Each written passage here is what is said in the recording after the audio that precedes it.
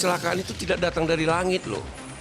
Hendaknya kecelakaan di Surabaya kemarin itu jadi momentum buat kita semua, terutama penyelenggara jalan, menjadi melakukan evaluasi untuk memperbaiki kualitas jalan itu sendiri.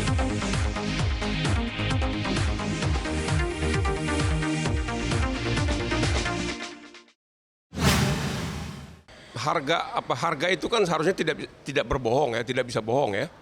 Kalau kita membayar, ya harus ada dong feedbacknya ya. Nah, kalau itu mungkin jalan umum yang gerutu-gerutu dikit, no problem ya gitu. Tapi kalau ini sudah jalan berbayar, lalu kita harus menanggung resikonya tanpa ada yang merasa bertanggung jawab, ya itu perlu kita lihat. Tetapi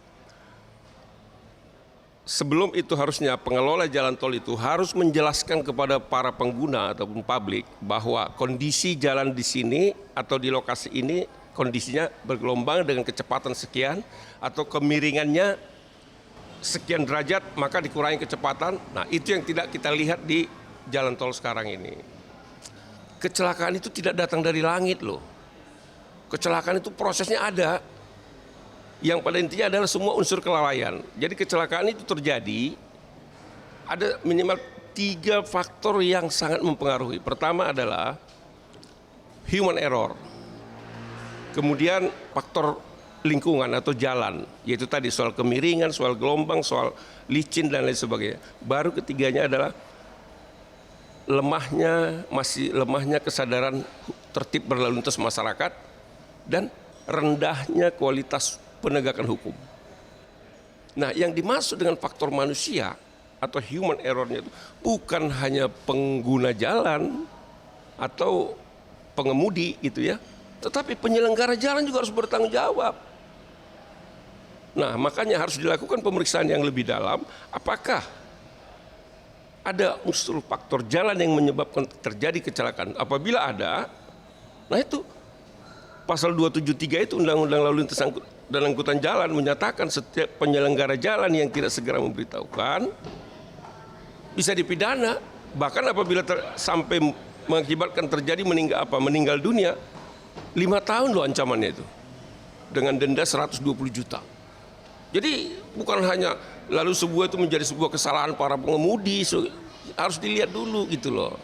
Karena apa? Apalagi di ruas tol yang sudah berbayar ya, kita harusnya mendapatkan garansi lah bahwa kita selamat melalui jalan ini. Karena apa? Proses pembuatannya juga berbeda dari jalan biasa. Proses pemeliharaannya juga berbeda, proses menggunakannya juga berbeda. Kan gitu. Tidak bisa hanya masuk seperti jalan biasa. Semua berbayar dan harus ada konsekuensinya itu gitu loh.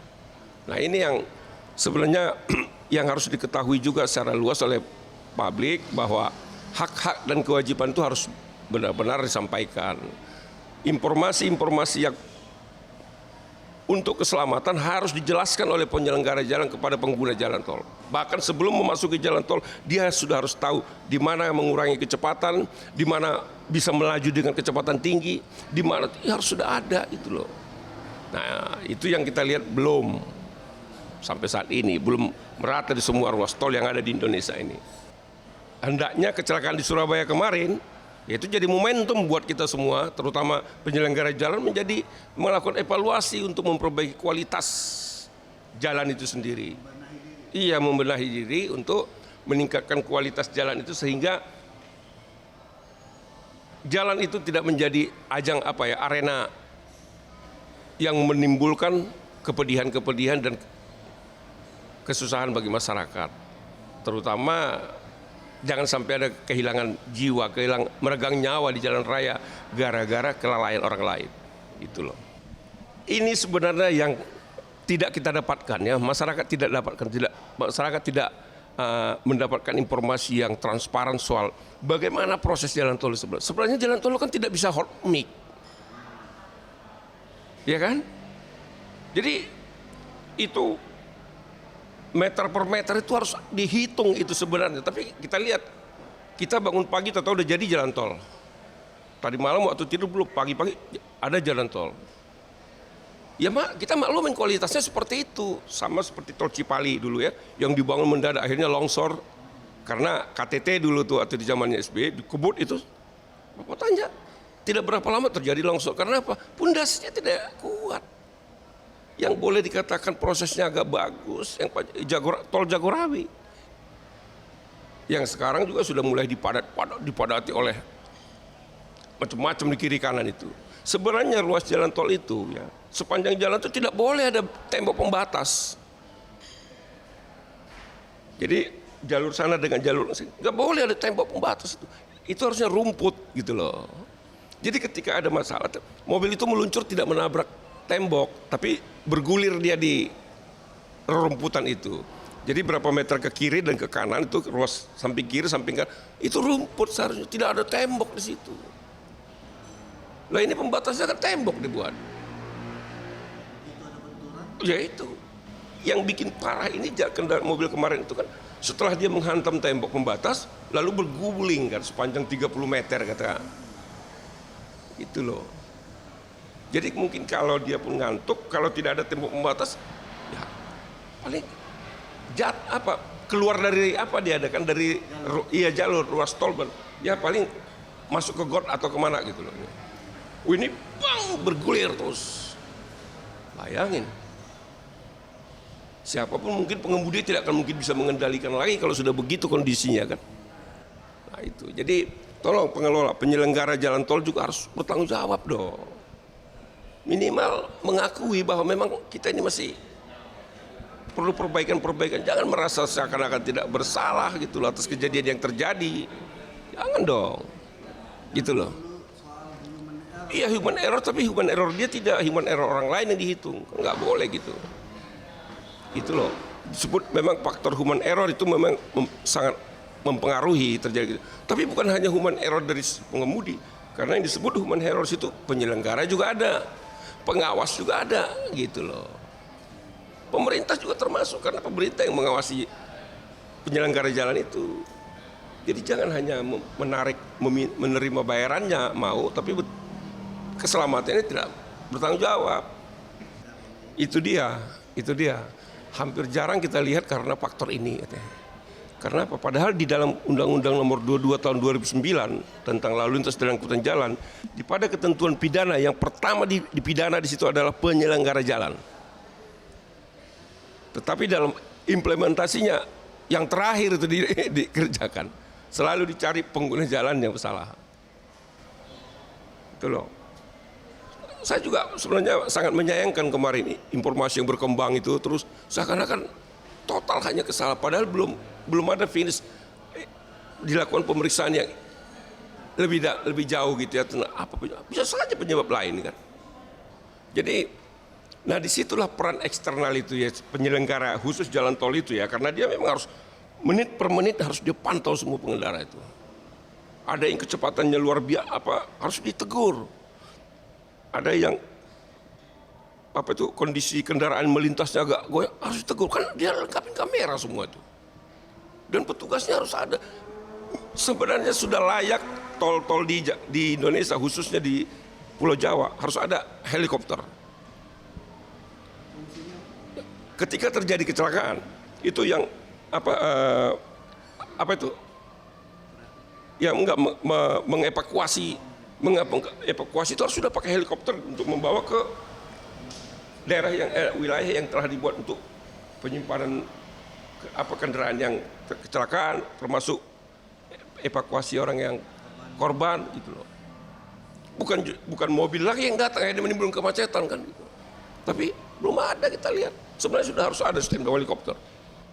Bila perlu ada kecepatan yang tinggi itu dari helikopter sampai diumumkan kendaraan nomor sekian supaya mengurangi kecepatan.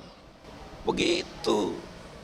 Baru namanya disebut modern. Kan lalu lintas itu kan cermin budaya sebuah bangsa dan potret modernitas sebuah bangsa itu juga. Jadi jangan kita katakan modern, kita kalau lalu lintas kita aja semraut gitu loh. Jangan dikatakan kita berbudaya kalau lalu lintasnya aja nggak ada yang kayak seperti ini. Dan tahun 2015 saya sudah pernah bikin surat ke MUI meminta supaya pelanggar lalu lintas itu haram.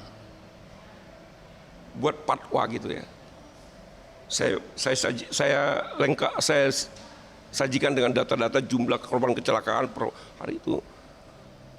Meminta supaya fatwa MUI menyatakan bahwa pelanggaran lalu lintas itu haram hukumnya. Tapi alhamdulillah sampai saat ini belum dijawab.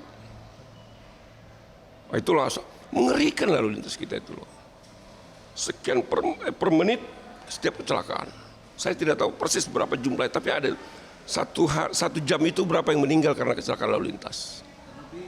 Nah biasanya yang jalan-jalan bebas, semakin kecepatan itu tinggi maka semakin potensi terjadi kecelakaan. Sebenarnya semakin itulah kita dituntut kewaspadaan kita, kehati-hatian kita, konsentrasi kita dituntut gitu loh. Nah tapi itu kan tidak lahir sendiri. Proses kesadaran itu harus dibangun dari awal.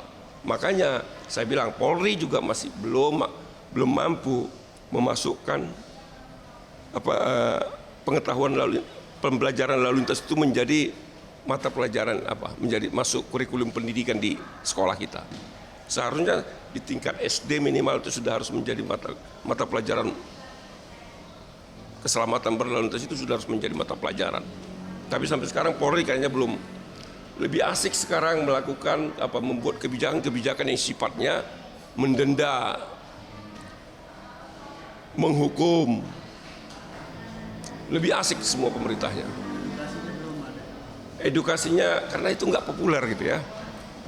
Kan lebih asik kalau kita akan tindak tegas. Nah, terus didenda sekian. Yang orientasinya untuk memasukkan pendapatan negara bukan pajak. Hanya itu saja. Uji emisi, kalau memang mau serius pemerintah mewujudkan udara yang bersih, perintahkan itu semua showroom atau pemilik hak tunggal itu untuk melakukan uji emisi setiap kendaraan yang dia jual. Jangan masyarakat lagi dibebani. Setelah dibeli tapi dilarang berjalan. Loh, pajaknya mau, tanggung jawabnya enggak. Maka dari mulai sekarang pada setiap pengemudi, pengendara kendaraan bermotor di jalan raya, sebelum melintas di jalan raya, persiapkan diri, siapkan surat-surat kendaraan, pastikan bahwa Anda akan selamat untuk sampai ke tujuan. Dan bagi pemerintah ini menjadi evaluasi untuk lebih meningkatkan kualitas pelayanannya, kesiapan jalan, keamanan di jalan, harus benar-benar bisa memastikan terwujud Kamsel Tipcar Lantas tadi.